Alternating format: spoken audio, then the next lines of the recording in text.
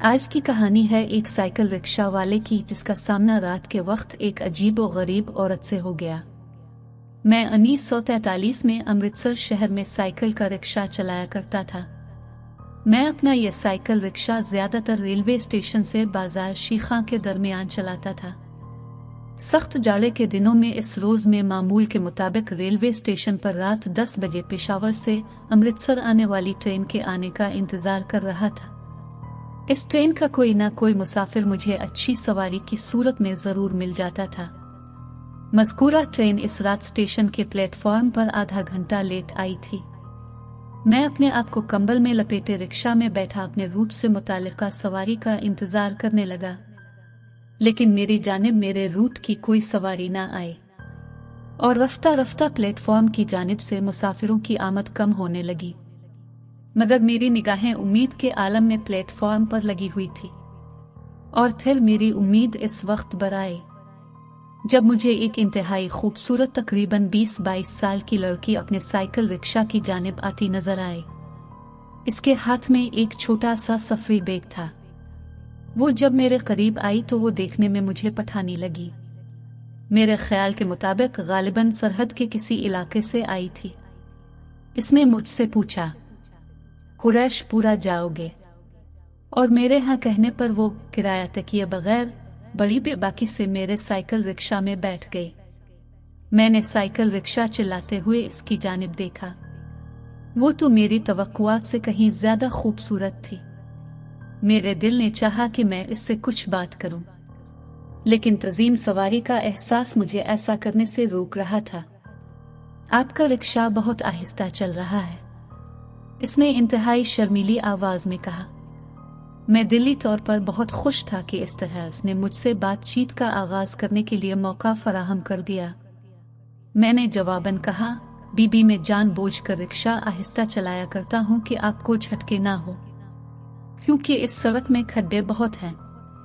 मैं आपको तकलीफ से बचाना चाहता हूँ। इसने हंसते हुए कहा, अब मैं इतनी भी कमजोर और नाजुक नहीं। अब वो बातचीत करने लगी थी।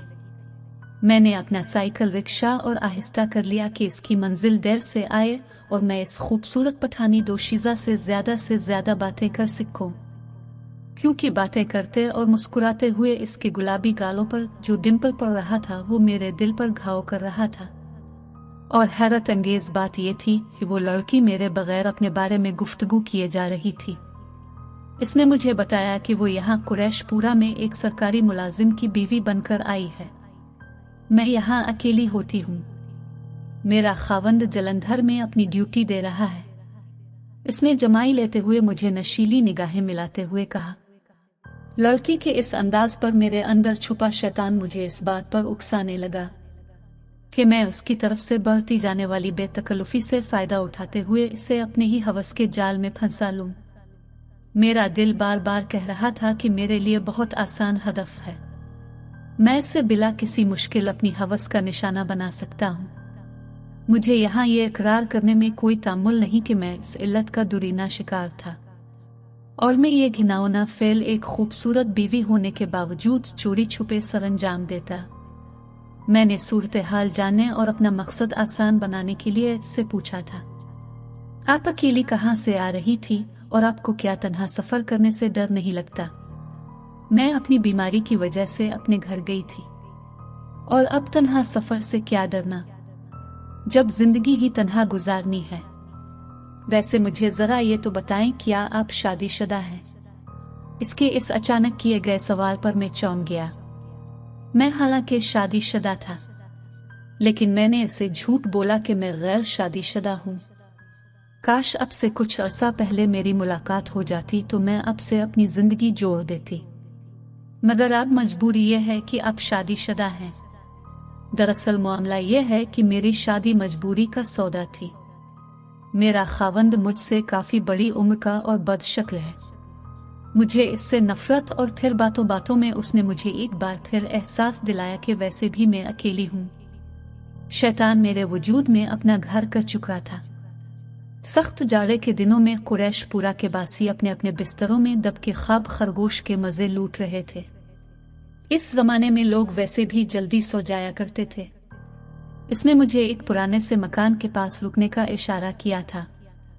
गिरेबान से चाबी निकाली और मकान का ताला खोलने लगी। इसके बाद मुझे चुपके से ऊपर वाली मंजिल की सीढ़ियां चढ़ने को कहा। मैं चंद सीढ़ियां चढ़कर एक कमरे में पहुंचा कि जो देखने में बिल्कुल वीरान सा था। वहां सिर्फ एक बड़ी चारपाई और टीन के बक्से के अलावा कुछ नहीं था। पहली निगाह में मुझे माहौल बड़ा अजीब उजाड़ सा लगा था, लेकिन मेरे जहन में शैतान हवस के नशे की सूरत में ऐसा चढ़ा हुआ था कि मैंने इस वक्त इस माहौल का कोई खास नोटिस ही ना लिया। इसने मुझे इस चारपाई पर चढ़ाने के बाद एक शैतानी अमराई लेते हुए कहा, मैं अभी तैयार होकर आती हूँ, और हाँ, तुम अपनी आंखें इस वक्त तक बंद रखना जब तक मैं तुम्हारी बाहों में नहीं आ जाती। मैंने इसकी बात मानकर फौरन ही अपनी आंखें बंद कर ली। मैं आंखें बंद किए इसका इंतजार कर रहा था, और फिर अचानक ही इसने आकर मुझे अपने बाजुओं में जकड़ लिया। लेकिन इसके साथ ही मेरी नाक से किसी बच्चे के सड़े हुए पोतले की सी बदबू टकराए। मैंने फौरन ही अपनी बंद आंखों को खोला तो मेरी घिघी बंध गई। मेरी निगाहों के सामने अब कुछ देर पहले वाली वो खूबसूरत लड़की नहीं, बल्कि इंतहाई भयानक झुर्रियों के जालों से भरी हुई वो काली सियाह रंगत लिए चुड़ैल किस्म की एक बूढ़ी औरत खड़ी थी। इसके मुंह से नीले रंग का एक पीप माए लुआब निकल रहा था। इसने मुझे ऐसे भींचा हुआ था कि ऐसा लगता जैसे मेरी जान निकल जाएगी। मुझे इस वक्त जितनी सूरतें कलमे आते थे मैंने पढ़ने शुरू कर दिए, और फिर जैसे ही इस चुड़ैल नुमा बिला ने मुझे अपने शिकंजे से आजाद किया, मैं हांफता कांपता उल्टे पांव सीढ़ियों से नीचे भागा। मुझे यूं महसूस हो रहा था कि वो चुड़ैल मेरा पीछा करती आ रही है। किस्सा मुख्तसर में इस घर से बाहर आकर बेहोश होकर गिर गया।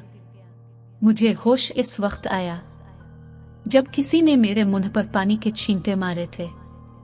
फिर मैंने देखा कि आसपास खासे लोग खड़े हैं। मैंने उन्हें घुमा फिराकर इस चुड़ैल नुमा बिला और इस घर के बारे में बताया, तो वहां मौजूद एक बड़े मियाँ बोले, अरे पागल तो नहीं हो गया? ये मकान तो बरसों से वीरान पड़ा है। इसकी मलकियत के लिए तो हाई कोर्ट में दो पार्टियों के दरमियान मुकदमा चल रहा है। जरा गौर से देख, इस मकान के दरवाजे पर तो न जाने कितने सालों से दो मोटे मोटे जर्मन ताले पड़े हुए हैं। मैंने वहां खड़े हुए सब लोगों को अपनी बात का यकीन दिलाने की बहुत कोशिश की, मगर किसी ने मेरी बात का यकीन न किया और मुझे पागल समझकर हंसते हुए वहां से चले गए। गिरता पड़ता मैं अपने रिक्शे में सवार हुआ और न जाने कैसे अपने घर पहुंचा। अपनी कहानी सुनाने के बाद मुझे उन बुजुर्ग ने अपनी जानिब हसरत भरी नजरों से देखता पाकर कहा, रिजवान मियाँ, तुम्हें मेरी इस कहानी पर यकीन नहीं आया ना? किसी को भी नहीं आता, लेकिन मैं भला अपने साथ पेश आने वाले हकीकी वाक़ये को कैसे झटलाऊं? क्योंकि इस चुड़ैल ने मेरे जिस्म को इस बुरे तरीके से जकड़ा था कि इसके बाद मैं अपनी जिस्मानी ताकत से महरूम हो गया, और आज तक मेरा जिस्म इंतहाई कमजोरी और नकाहत का शिकार है।